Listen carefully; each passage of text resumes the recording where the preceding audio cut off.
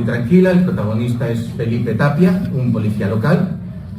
Yo y a mi familia. Y es hijo de un veterano del cuerpo que tiene un expediente envidiable, pero quiso que su hijo se quedase en la policía local de un pueblo pequeño porque es consciente que por su personalidad no podía afrontar los retos que él afrontó en su carrera profesional. ¿Qué ocurre? Que aparece una mañana en la playa ahogado un niño de 8 años, pero todo parece indicar que no ha sido una muerte accidental. Entonces se inicia una investigación y a Benahambra acude una inspectora de la Policía Judicial de Málaga, que es Marta Requejo, para ayudar y dirigir esa investigación. Y poco a poco, pues la estabilidad emocional y familiar de Felipe se irá desmoronando. Básicamente, esto es la trama principal de la novela. No sé vosotros, pero yo aquí veo película. A mí me cuentan esto y digo, vale, ¿y esto es Netflix o en cine o lo que sea? Rodada en inglés y doblada por nosotros. Dirigida por Miguel. Bueno, de las cosas que has comentado, a mí el nombre de Benahambra me llamó mucho la atención. Entiendo que, evidentemente, por lo que sabemos, es un pueblo de la Costa del Sol, es un pueblo de Málaga.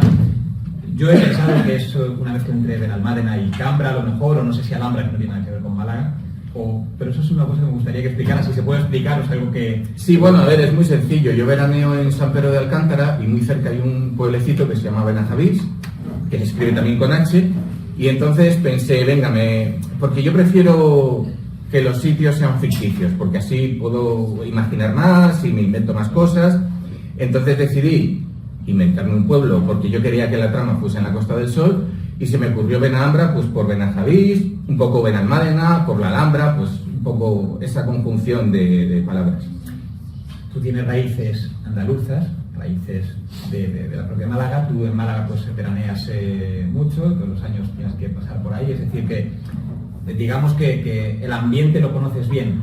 ¿Has plasmado algunos recuerdos llamemos de tu infancia, de tu vida? ¿Hay sitios que aunque no sean originales en la propia novela?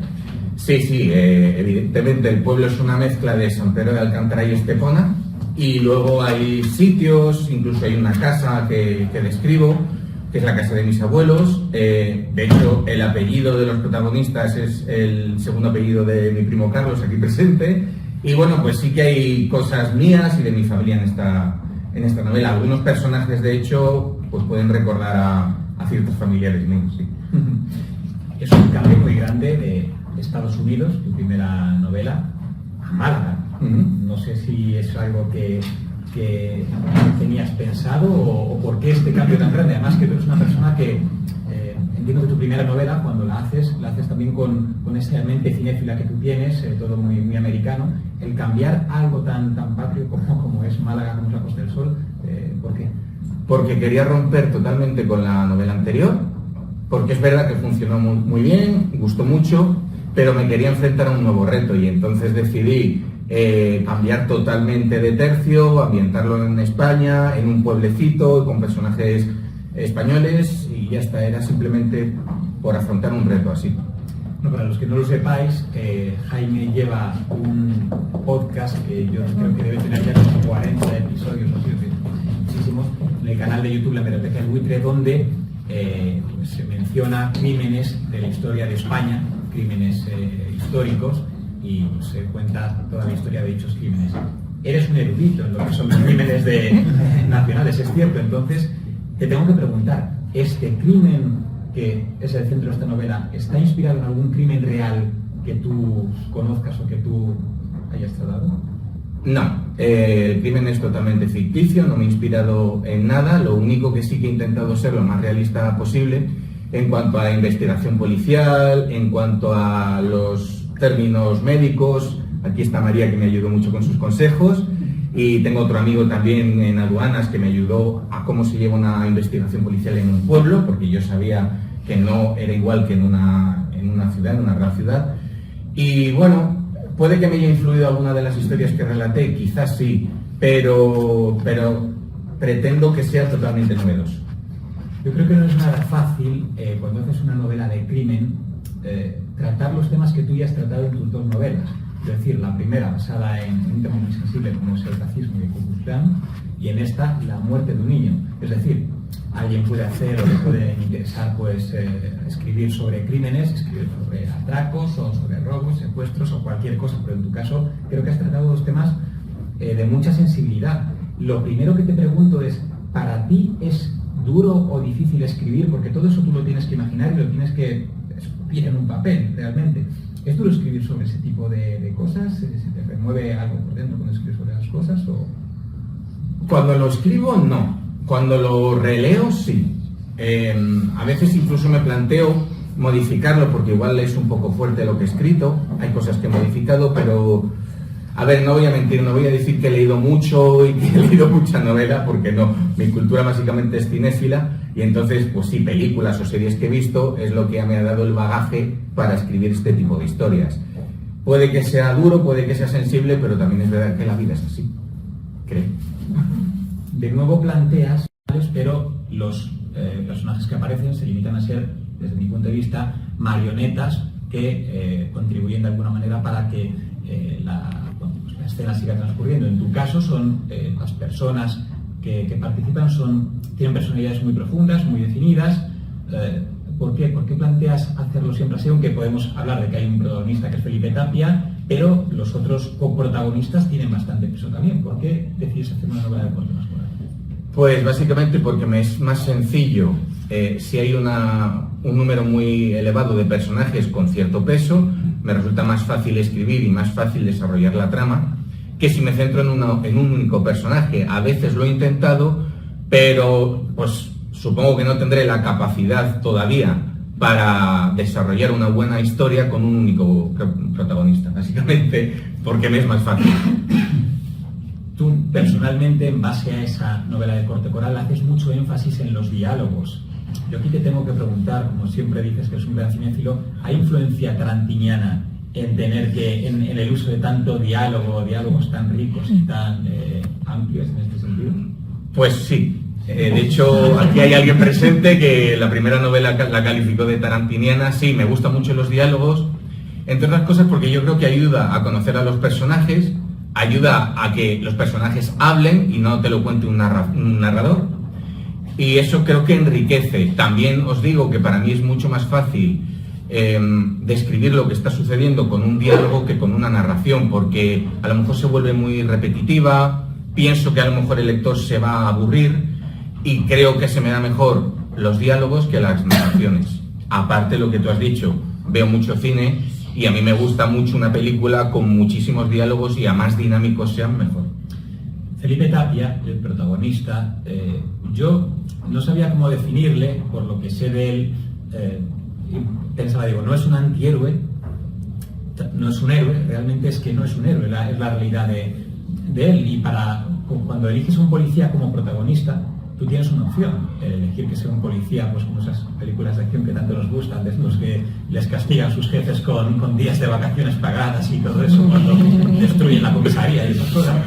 O coger a alguien que en este caso parece una persona muy normal, con sus problemas familiares, una persona que en vez de elegir el camino de su padre, la gran superestrella de la Policía Nacional, prefirió ser un policía en un pueblo muy pequeñito, sin muchos problemas, sin muchas cuestiones. ¿Por qué decides hacer un personaje de un perfil más bajo teóricamente a un personaje pues más potente?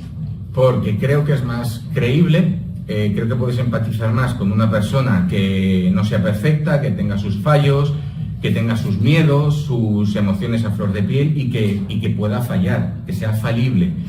De hecho, yo muchas veces cuando leo una novela o veo una película donde el bueno es perfecto, siempre me pongo del lado del villano porque si no es un aburrimiento. Entonces, yo creo que sí, que es más, o por lo menos atrae más y te crees más una historia si el protagonista puede quebrarse.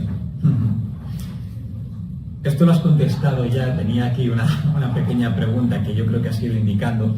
Has dicho que algunos de los personajes te has inspirado apellidos o nombres, incluso has tirado mucho de cultura de allegados para poder tratar todo bien. Yo te iba a preguntar si personajes de forma concreta están basados en personajes reales, ya sean famosos o de tu familia. Hablo tanto en la mente como en el físico. Quiero decir, Sobre todo porque creo que cuando uno está escribiendo o leyendo también, que nos pasará a todos, se los imagina de una manera. Y muchas veces a mí me pasa cuando estoy leyendo, les pongo actores a los personajes, actores que conozco. ¿Te pasa a ti? Sí, cuando yo escribo pienso en actores, evidentemente, y procuro que los personajes se asemejen a ellos físicamente. De personalidad no, varía conforme se desarrolla la historia. En concreto, por ejemplo, hay un personaje de esta novela que físicamente yo tengo un actor en mente, pero su personalidad es una mezcla de mi madre, aquí presente, y de mi abuelo materno. Y así lo quise desarrollar, y un poco que la relación que tiene él con Felipe, bueno, básicamente su padre, es Álvaro Tapia, sea un poco la relación que yo sé que tuvo mi madre con su padre. El resto sí, son actores de cine, pero bueno, también los describo ligeramente para que también el lector tenga la libertad de imaginar cómo son. Entiendo que no nombras a esos actores por no grabarlo. Porque no quiero condicionar a nadie a que diga, vale, este es... Y oye, que si luego se hace la película es como, oye, no, yo ya pensó Javier Gutiérrez, no, maldición. Pues me conformaré con él, que venga, que está coronado, da igual. Vale, hay un momento, mira, me gustó mucho el vídeo que sacaste abriendo tu novela, porque esta es tu primera novela en físico, gracias a Estrella del Norte, y publicaste ese vídeo donde abrías la caja. A mí me recordaba mucho esa escena de Regreso al Futuro, donde George McFly abre la caja y dice eso de si te lo propones puedes conseguirlo todo, algo que me parece que es un lema que te define perfectamente. Pero quiero que definas cómo es ese momento en el que lo abres y ves tu libro, tu nombre, todo tu trabajo, que lo puedes tocar con las manos. Pues sin decir ninguna burrada, fue muy emocionante. Bueno, sí, podría decir que casi orgásmico, vamos a dejarlo así bonito, porque abrir una caja, ver un montón de ejemplares con la portada, que la portada me encantó, la verdad. Yo di una sugerencia a la editorial, pero me presentaron una que no seguía nada de mis indicaciones, y es que me parece perfecta. Y ver el título, me gustó mucho la encuadernación, la maquetación, las páginas, y tocar, oler mi novela, fue muy, muy emocionante, la verdad.